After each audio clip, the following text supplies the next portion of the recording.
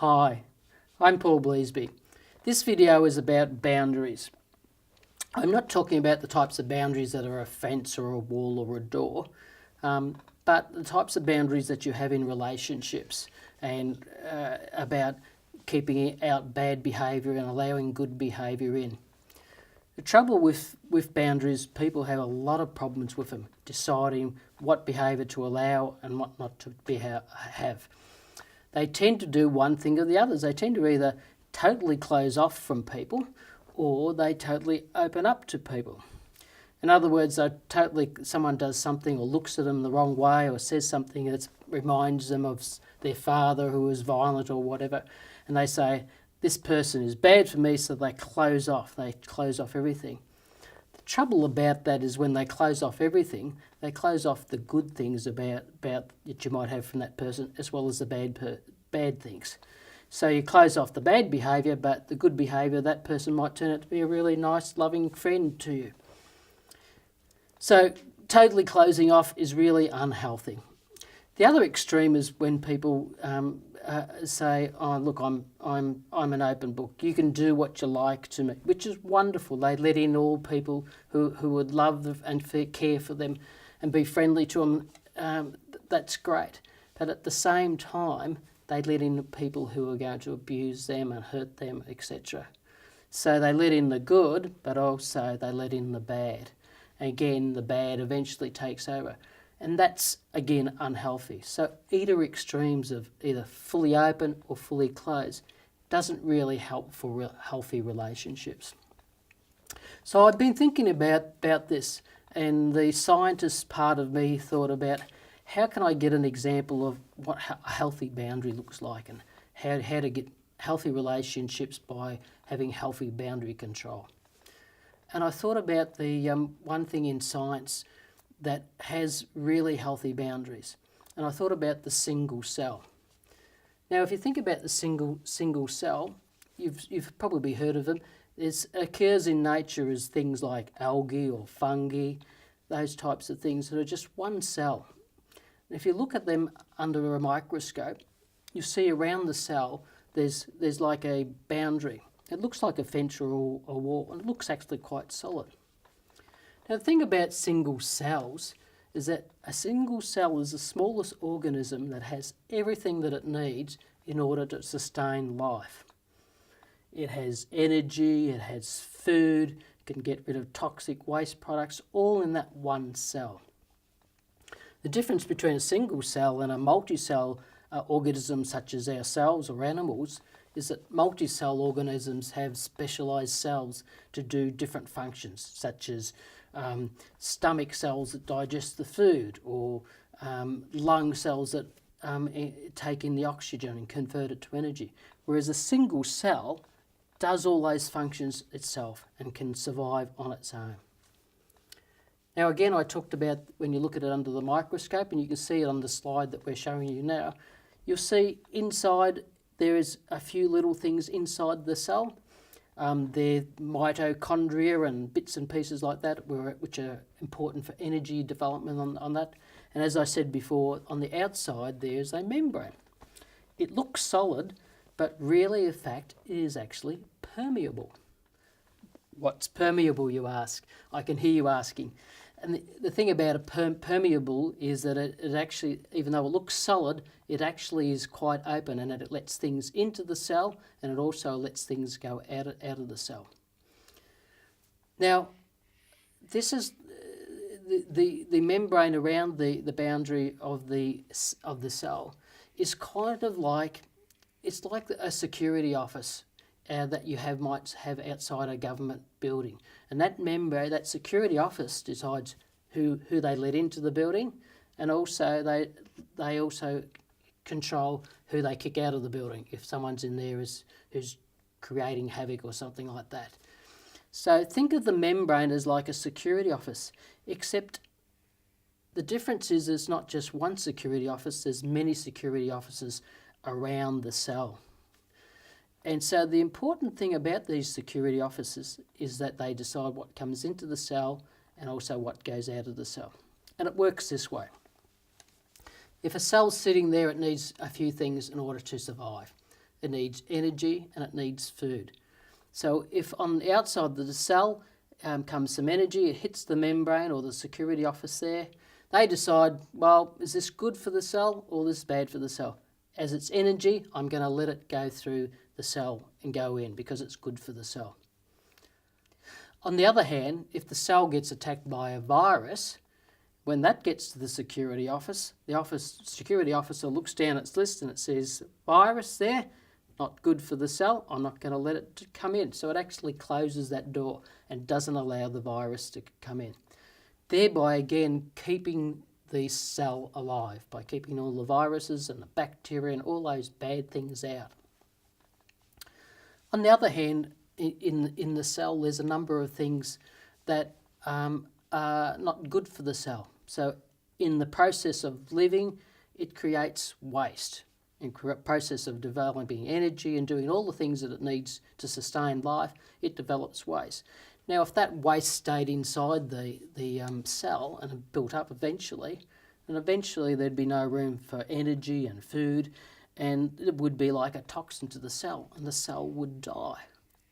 So again, this is where the security officer comes in and says, hang on, we've got a lot of this waste here, how do we get rid of it? We need to open a door and let the waste out the waste chute. So the security officer again controls the waste. So the waste goes out, the cell becomes healthy again. So that's an idea of what the cell does and the idea of a security office does. It decides what's good for the cell, what's bad for the cell. It lets what's good come in, keeps what's bad out, and from the inside it gets rid of the bad stuff, thereby keeping the integrity of the cell.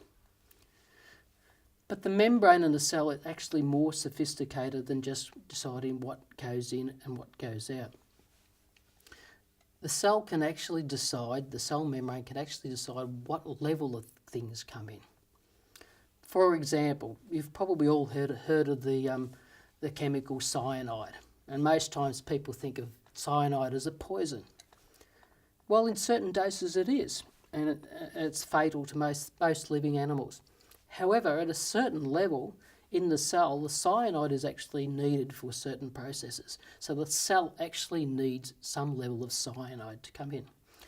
The cell membrane and the security officers are that smart that they know that if they let in 3 units of cyanide, that is okay because that's what the cell needs.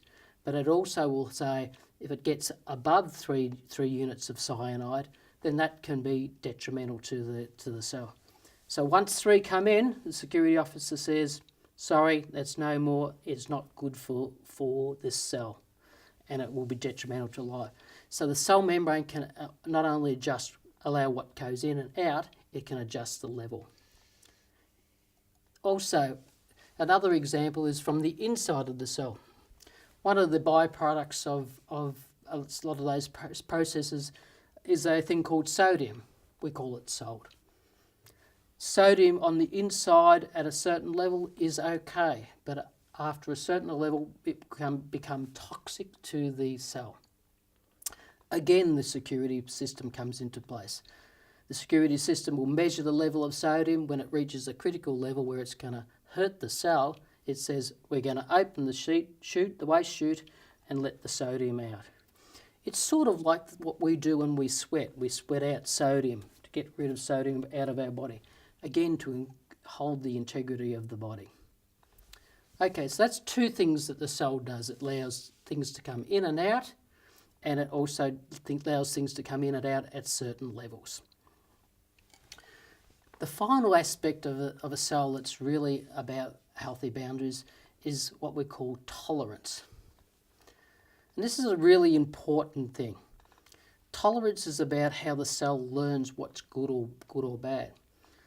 When it is a new cell, it has an idea of what is really bad and what's really good. So it knows energy is really good, it knows viruses are really bad. But every now and again there'll be something that gets under the guards and gets into the cell. And 1 unit of it might go in. For example, when it first saw cyanide, it would have left cyanide in. 2 units of cyanide might have slipped in, 3 units might have slipped in. And then eventually the fourth one stepped in, and at that stage the cell would have just said, oh, I'm just going to let this thing in, I'm going to see what it's like.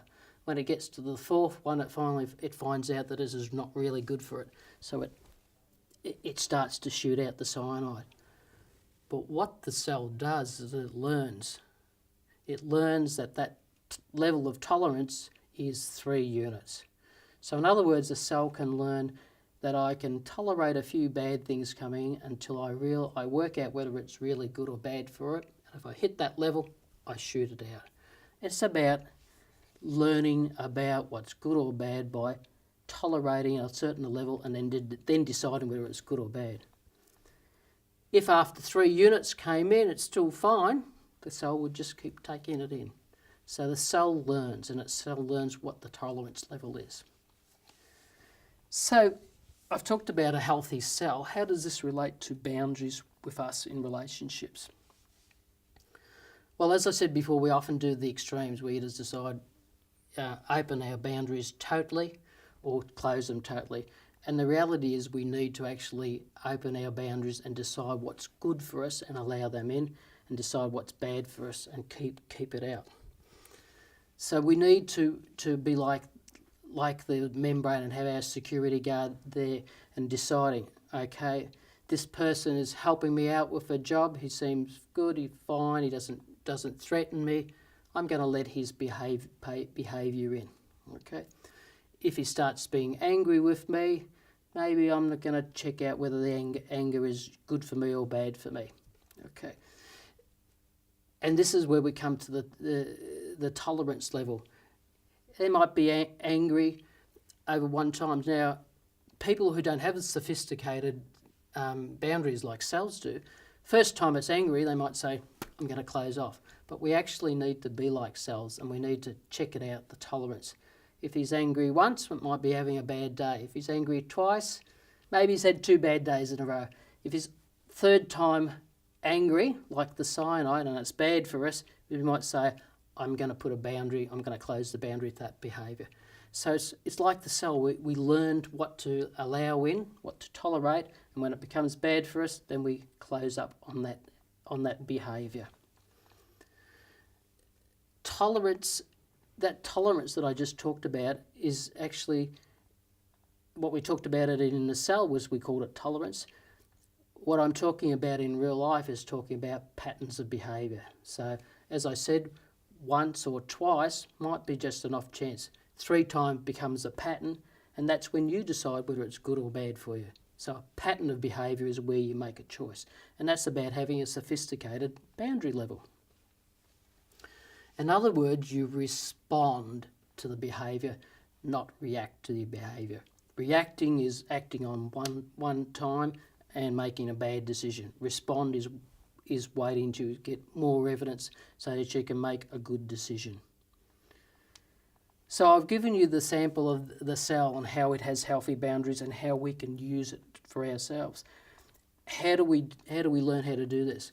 What we do is we practice. And we practice, it's like a muscle, we practice and we allow little bits of behaviour to come in and see whether it's good for us, see if it comes in the next time. If it's good for us, it comes in the third time, it's good for us, then we might let it in. We practice it, and we also be aware of what our tolerance is. If it becomes too big, then we can eject it. So it's about learning with small steps and keeping your security staff and training them really well so that you can keep yourself healthy.